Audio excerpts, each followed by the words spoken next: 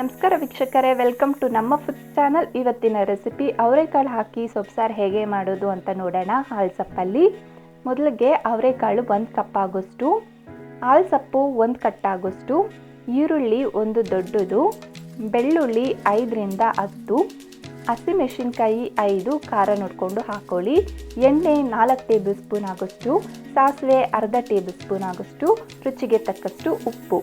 ಮೊದಲಿಗೆ ನಾನು ಸ್ಟವ್ ಮೇಲೆ ಕುಕ್ಕರ್ ಇಟ್ಕೊಂಡು ಕುಕ್ಕರ್ಗೆ 1 ಗ್ಲಾಸ್ ಆಗೋಷ್ಟು ನೀರು ಹಾಕ್ಕೊಂಡಿದ್ದೀನಿ. 1 ಗ್ಲಾಸ್ ನೀರು ಹಾಕ್ಕೊಂಡಾಮೇಲೆ ಅವರೆಕಾಳು ತೊಳೆದಿಟ್ಕೊಂಡಿರೋದನ್ನು ಹಾಕ್ಕೊಂಡಿದ್ದೀನಿ. ನೆನಪಿರಲಿ, ಅವರೆಕಾಳು ಚಿಪ್ಪೆ ಮಾತ್ರ ಬಿಡಿಸಿರೋದು, ಇಟ್ಕಿಲ್ಲ. ಈಗ ಇದಕ್ಕೆ ರುಚಿಗೆ ತಕ್ಕಷ್ಟು ಉಪ್ಪು ಹಾಕ್ಕೊತಾ ಇದ್ದೀನಿ. ಉಪ್ಪು ಹಾಕ್ಕೊಂಡು ಲಿಡ್ ಕ್ಲೋಸ್ ಮಾಡಿ ನಾನು 2 ವಿಸಿಲ್ವರೆಗೂ ನಾನು ಕೂಗಿಸ್ಕೊತಾ ಇದ್ದೀನಿ. ನೀವು ಬೇಕಿದ್ರೆ ಪಾತ್ರೆದಲ್ಲೂ ಬೇಯಿಸ್ಕೊಬೋದು, ತೊಂದರೆ ಇಲ್ಲ. ಕುಕ್ಕರಲ್ಲಿ ಬೇಯಿಸ್ಕೊಂಡ್ರೆ ಸ್ವಲ್ಪ ಬೇಗ ಆಗುತ್ತೆ, ಅದಕ್ಕೋಸ್ಕರ ನಾನು ಕುಕ್ಕರಲ್ಲಿ ನಿಮಗೆ ನೋಡಿಸ್ತಾ ಇರೋದು. ನಾನಿವಾಗ ನಿಮಗೆ ನೋಡಿಸ್ತೀನಿ ಕಾಳು ಬೆಂದಿದೆಯೋ ಇಲ್ಲೋ ಅಂತ. ನೀವು ನೋಡ್ತಾ ಇರ್ಬೋದು, ಕಾಳು ತುಂಬಾ ಚೆನ್ನಾಗಿ ಬೆಂದಿರುತ್ತೆ ನೋಡಿ, ತುಂಬ ಸಾಫ್ಟಾಗಿ ತುಂಬ ಸ್ಮ್ಯಾಶಿಯಾಗಿ ಬಂದಿದೆ ಇದು. ಬಟ್ ತಿನ್ನೋದಕ್ಕೆ ಕರೆಕ್ಟಾಗಿ ಹದವಾಗೇ ಬೆಂದಿದೆ ಇದು.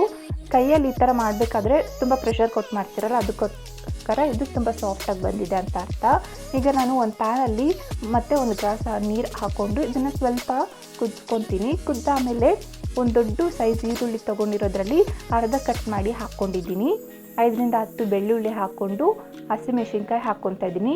ಈ 3 ಫಸ್ಟು ಮೊದಲಿಗೆ ಹಾಕ್ಕೊಂಡು 1 ನಿಮಿಷ ಇದನ್ನು ಬೇಯಿಸ್ಕೊಬೇಕಾಗುತ್ತೆ. 1 ನಿಮಿಷ ಆಮೇಲೆ ಇದಕ್ಕೆ ಹಾಲು ಸೊಪ್ಪು ಹಾಕ್ಕೊಬೇಕಾಗುತ್ತೆ.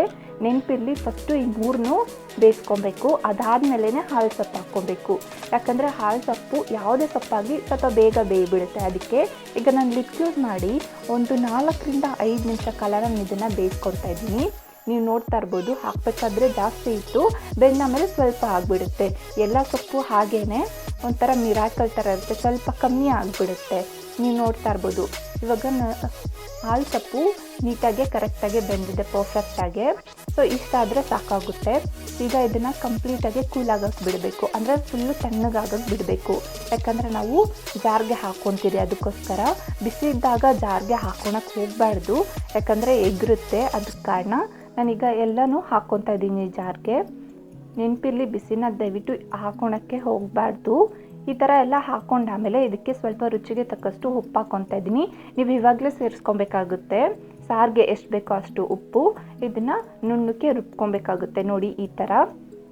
ಈಗ ನಾನು ಪ್ಯಾನ್ಗೆ ಆಲ್ರೆಡಿ 4ರಿಂದ 5 ಸ್ಪೂನ್ ಆಗೋಷ್ಟು ಎಣ್ಣೆ ಹಾಕ್ಕೊಂಡು ಈಗ ಇದಕ್ಕೆ ಸಾಸಿವೆ ಹಾಕ್ಕೊತಾ ಇದ್ದೀನಿ. ಸಾಸಿವೆ ಸಿಡ್ದ ಆಮೇಲೆ ಇನ್ನು ಮಿಕ್ಕಿರೋ ಅರ್ಧ ಭಾಗ ಈರುಳ್ಳಿನ ಚಿಕ್ಕ ಚಿಕ್ಕದಾಗಿ ಕಟ್ ಮಾಡಿಕೊಂಡು ರುಚಿಗೆ ತಕ್ಕಷ್ಟು ಉಪ್ಪು ಹಾಕ್ಕೊಂಡು ಇದು ಟ್ರಾನ್ಸ್ಪರೆಂಟ್ ಆಗೋವರೆಗೂ ನಾನು ಇದನ್ನು ಬೇಯಿಸ್ಕೊತಾ ಇದ್ದೀನಿ, ಫ್ರೈ ಮಾಡ್ಕೊತಾ ಇದ್ದೀನಿ. ಈ ಥರ ಫ್ರೈ ಆದಮೇಲೆ ನಾವು ಆಗಲೇ ಬೇಯಿಸಿಟ್ಕೊಂಡಿದ್ರಲ್ಲ ಅವರೆಕಾಳು, ಅದನ್ನು ಹಾಕಿ 30 ಸೆಕೆಂಡ್ ಕಾಲ ನಾನು ಫ್ರೈ ಮಾಡ್ಕೊತಾ ಇದ್ದೀನಿ, ಸ್ವಲ್ಪ ಹಸಿ ವಾಸನೆ ಹೋಗಲಿ ಅನ್ನೋ ಕಾರಣಕ್ಕಾಗಿ. ನೀವು ಬೇಕಿದ್ರೆ ಇದಕ್ಕೇ ಒಣಗಿದ ಮೆಣಸಿನ್ಕಾಯಿ, ಕೊತ್ತಂಬರಿ ಸೊಪ್ಪು ಇದನ್ನೆಲ್ಲ ಹಾಕಿ ಕೂಡ ಪಲ್ಯ ಥರ ಮಾಡ್ಕೊಂಡು ತಿನ್ಬೋದು, ತುಂಬಾ ಚೆನ್ನಾಗಿರುತ್ತೆ. ಈಗ ನಾನು ರುಬ್ಬಿಟ್ಕೊಂಡಿರೋ ಪೇಸ್ಟ್ನ ಹಾಕ್ಕೊತಾ ಇದ್ದೀನಿ ನೋಡಿ. ಈಸಿ ಮತ್ತು ಸಿಂಪಲ್, ತುಂಬ ಈಸಿಯಾಗಿದೆ. ಬೇಯಿಸ್ಕೊಂಡು ಒಗ್ಗರಣೆ ಹಾಕೋದು ಅಷ್ಟೇ ಇದು.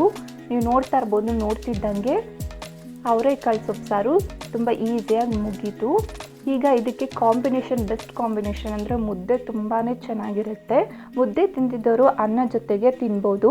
ಈ 2 ಕಾಂಬಿನೇಷನ್ ಚೆನ್ನಾಗಿರೋದು, ಇನ್ಯಾವುದು ಚೆನ್ನಾಗಿರೋದಿಲ್ಲ. ಒಂದು ಸಲ ಟ್ರೈ ಮಾಡಿ ನೋಡಿ, ತುಂಬ ಈಸಿ ಮತ್ತು ಸಿಂಪಲ್ ಆಗಿರುತ್ತೆ. Thank you.